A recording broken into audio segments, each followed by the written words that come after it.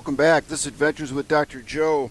I have a pair of these PEET boot dryers that used to work great, but now they don't work at all. And I'm going, well, what's going on? Can I fix that? So I have the transformer plugged in, and I'm going to check the output of these plugs, and there's 0. So they're not working. There's no juice coming from that transformer. Shoot. Well, I contacted PEET, the company that makes these, and they're discontinued. They don't provide this converter with these plugs anymore, but I thought maybe I can get a converter that's similar to this, wire it up, and see if it works. The issue is the output of this is 12 volts AC. Well, that's a bit of a challenge. So I ended up purchasing a transformer for DirecTV that has an output of 12 volts DC, and we'll see if that works, and I'll show you why that might make sense. I'll take one of these apart and show you what the heating element looks like inside. So I've taken the screws out of this, and then we'll take the top off, and I'll show you what it is. It's basically just these heating elements. This one obviously got pretty hot, maybe because the short or caused a problem in the control, but it's intact. It has melted in. It used to go around the outside like this one. It has melted in. But we'll see. We'll see if this is okay. We'll fire it up. We'll connect a new power supply to it and see if we can get this to work. This is the other side, by the way, and it actually has heated up and melted just a teeny bit, but not as bad as the other one. But, you know, we'll see how it goes. This again is the PEET portable boot dryer, and it is made in the US, but it's failed me. The adapter, though, made in China, so that's what failed. So I bought this converter from Amazon for $5, and I thought, you know, I can throw $5 at this. It's probably going to be okay. And it has a single outlet, but I'm going to convert this single outlet to a double outlet by basically tapping in from here to here. So let's get started on that. So this will be where I do my connection. Here before it splits, and here after this condenser. So we're going to cut this off, strip the wires, and we've got some really nice connectors that not only seal but solder at the same time with heat. They're really good. I'll show you those. I'm going to cut this wire generously up here somewhere, and then we will divide the two wires.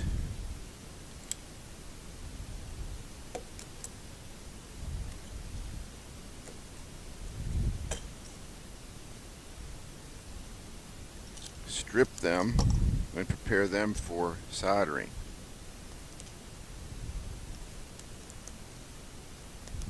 So there we go.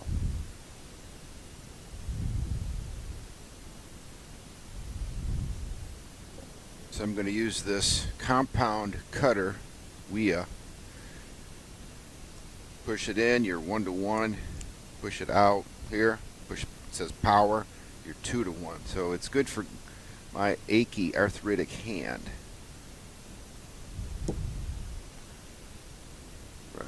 So I stripped this one, and it had a sheathing around the outside which I coiled together, and so I've got two strands. An inside one and an outside one. So if you wanted to know the polarity, you can see it on this, and you can see that the inside is positive and the outside is negative. So we've got basically these two wires to connect, and I don't think it makes any difference because it's just a coil. So I mean, the electricity is going to go in one direction or the other. I don't think it's going to make a difference. So now we'll pick the appropriate size sheath, and again, these all have a narrow and a wide side. So you want to put the narrow side over the first connection, because when we coil the wires together, it'll be thicker. So it's better to put the narrow one on first before we weave these together. But that's what we're going to do.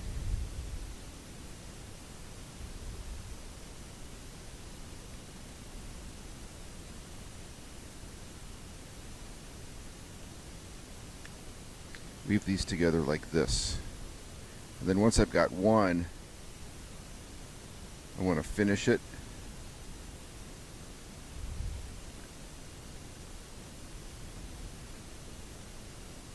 And then move on to the second one.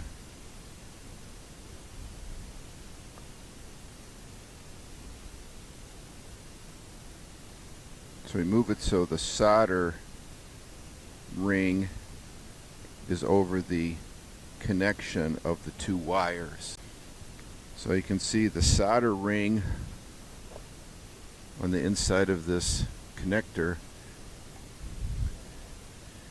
is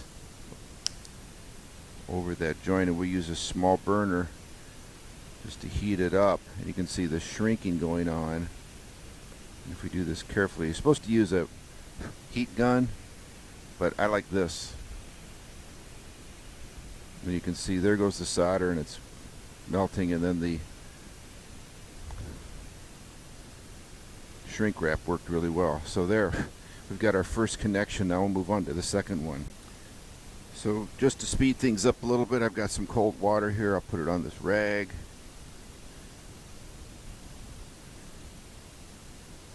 We'll cool off that new connection.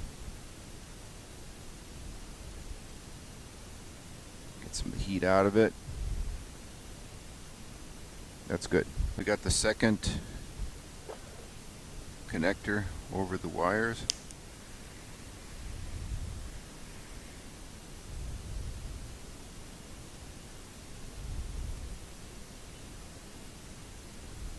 Let's heat that up, and it melts. And that makes a really nice solder joint. And then we'll cool it off with a little water, and we'll try this out and see if it works. We might have a total meltdown. I don't know. We'll see. Cool it off. I'm going to plug it in, and I'm going to check the voltage and see what we've got. Okay, it's plugged in. I've got the voltmeter on volts DC. Hang on, let's reverse that. And I got 12 volts. I'm sure it's the same on the other one too. Yep, 12.07 volts. So those are hot. Now we'll plug them into the boot warmers here, and we'll see what happens. Okay, I'm ready for some fireworks. We're going to plug them in and see what happens. Okay, nothing blew up yet. We'll put these in. See what happens.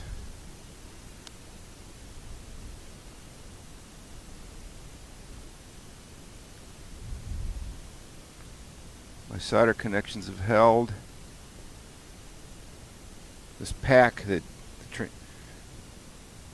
hasn't melted. It's not too hot. All right, well, I'm going to give these 5 minutes and see if we got some heat.